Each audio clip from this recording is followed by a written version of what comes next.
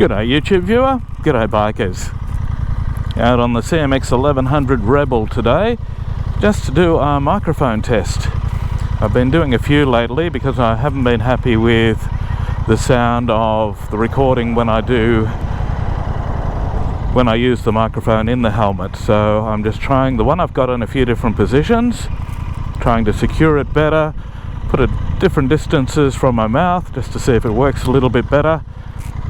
And today I'm just doing a very slow ride on this bike. I've just lubed the chain, oiled the chain with some Motul, and so I don't want the chain to flick oil everywhere,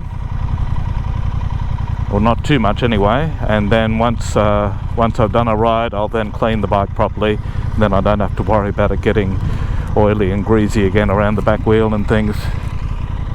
So as I said, just a test. We'll get on the bike and go for a ride. Let's just have a look at that radiator, also the engine, the Africa Twin engine that's in this bike. The foot position, the foot pegs and the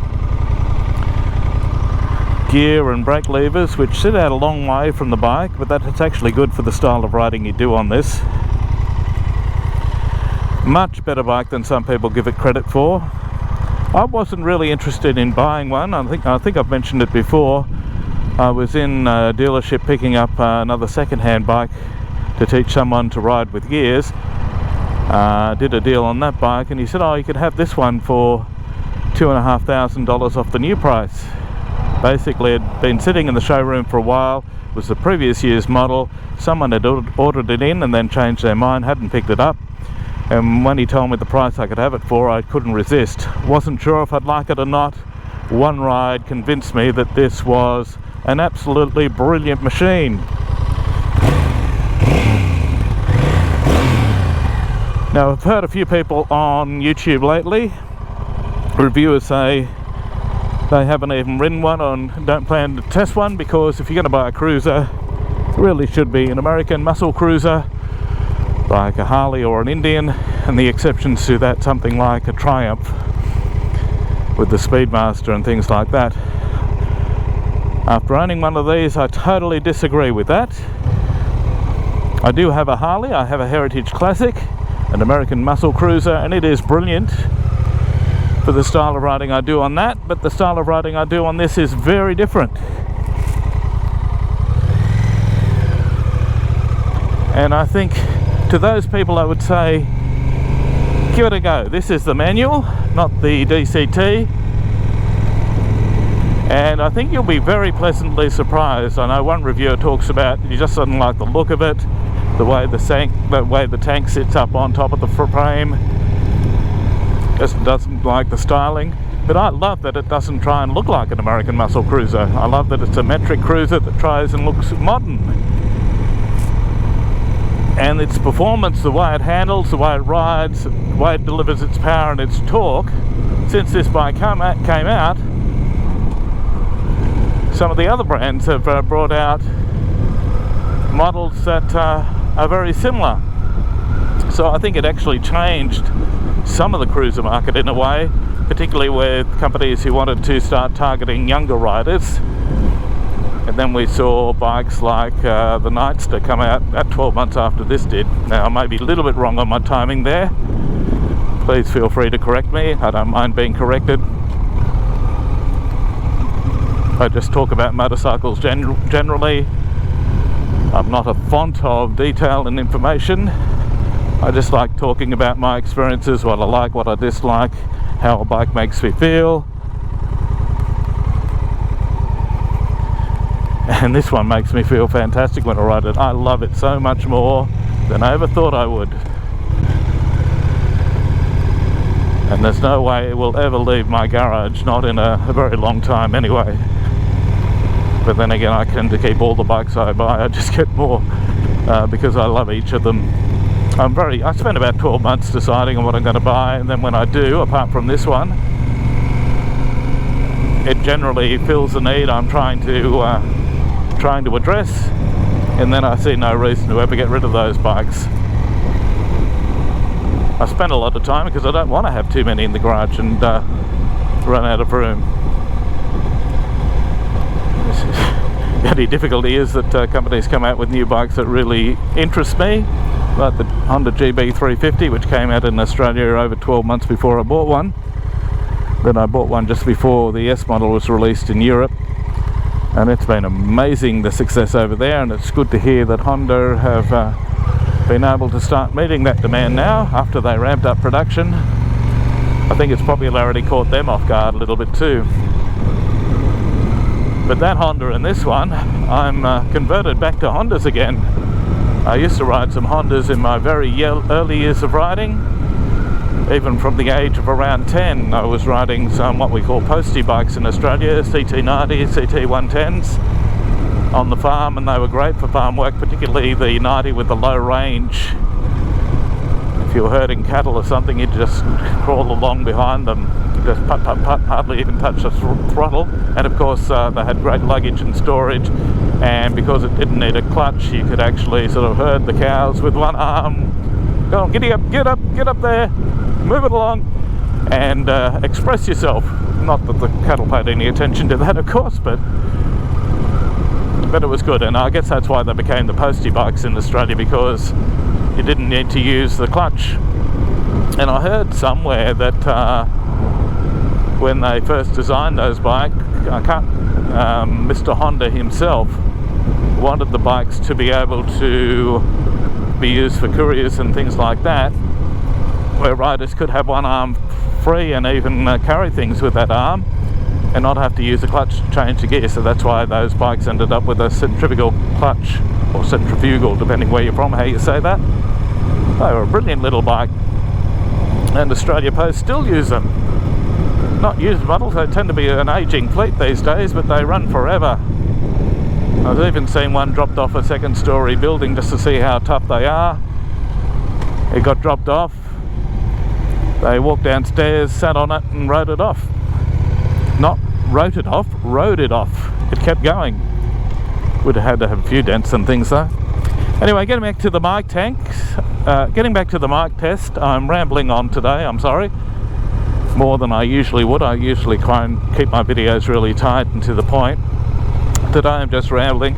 The reason I want to make this microphone work with the GoPro, I know a lot of YouTubers and motovloggers have moved away from GoPro because of their concerns about the reliability. Well, I've only had the audio not come out properly on a video once in the last 12 months. And it just came out a bit distorted. Something happened, and the next time I turned it on, that went away. The reason I like GoPro, the video quality is pretty good, but it's the audio I love. And the reason I do a lot of voiceovers on my videos is I like not to have a microphone attached to the GoPro in the helmet when I'm riding, and set the microphone to the reverse if I'm using it without a media mod. And that way I pick up the best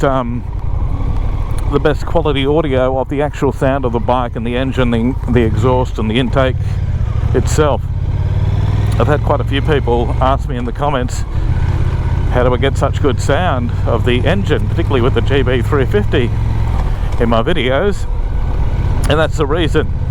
But there are other times I do like to chat as I ride, as I'm doing today.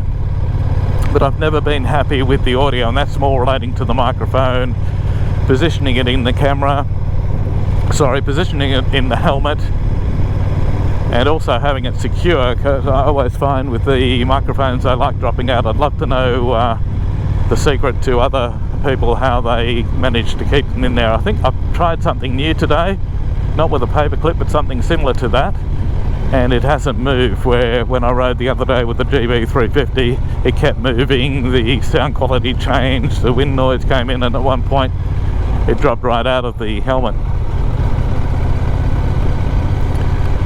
So in terms of audio, I really like GoPro, and the reason I haven't gone to other brands, other makes of cameras, is I watch a lot of YouTube videos, motorcycling YouTube videos, and a lot of people who've made the switch often talk about, well, you're not going to be able to hear much of the sound of the bike because It just doesn't come out as much with this setup, with this make of camera.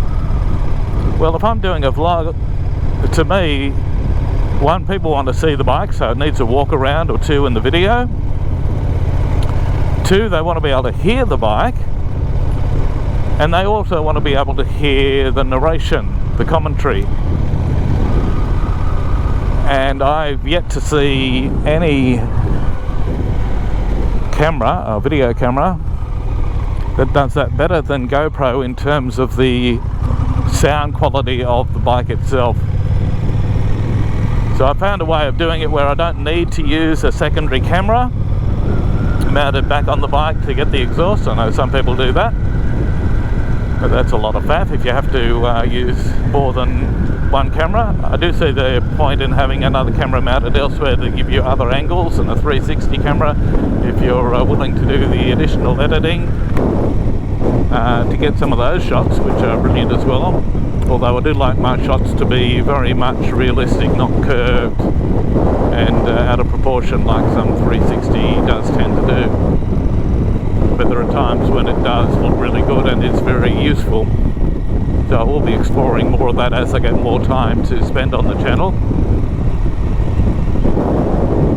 But if I can just get the audio quality on the microphone in the helmet as I'm riding along better, then that will increase the variety I can deliver in terms of content. I mean, the main reason I do this a lot is I love riding, and then this is an opportunity to share what I do for anyone who is interested.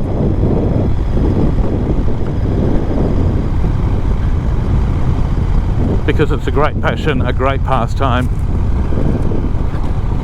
And a lot of us can't get out and ride as much as we would really want to. And so the next best thing is to watch YouTube and get some of that experience that way. And you learn a lot by watching others. Everyone's got unique ideas, tries different things, puts different accessories on, gives you ideas. And you see styles of riding that you may not have tried before in particular locations and things. And that is really, really useful as well.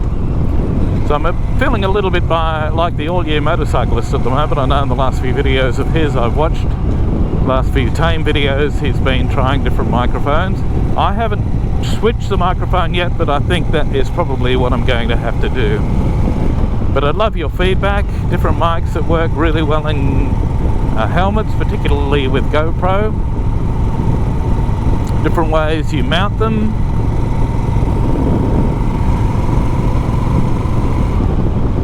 It's great to hear what works for others. But of course we're all different. And the one thing I love that I've achieved most with this channel is being able to get the sound of the bike while I'm riding out pretty much in most of the videos I do. But I've achieved that not doing it the way I'm doing it today. I've achieved that by not putting the microphone in the helmet and doing the voiceover afterwards, with the setting on the microphone to the rear, and that really seems to work well. So having said all that, thank you for watching. If you enjoyed this content, please give the video a like and subscribe to the channel if you haven't done so already. I really don't like asking that, but if you do subscribe, it means you get alerted to future videos I post, so you don't miss anything if you do find this content interesting. And it tells YouTube to recommend the video to more people interested in motorcycling or a particular style of riding and things like that. So it is very useful from that point of view, and that's the reason I ask. This is a hobby, a pastime.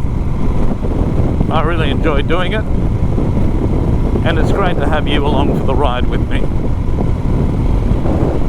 So until next time, have a great day and happy motorcycling, and enjoy the rest of this video. Let's speed up to 100 now and see how the microphone's working in the current position I have with wind noise. Up to 100 kilometers an hour, 6 gear at just over 3,000 RPMs.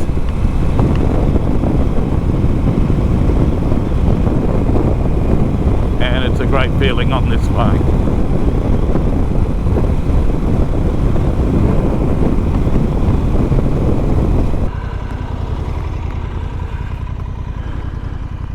Anyone for a donut?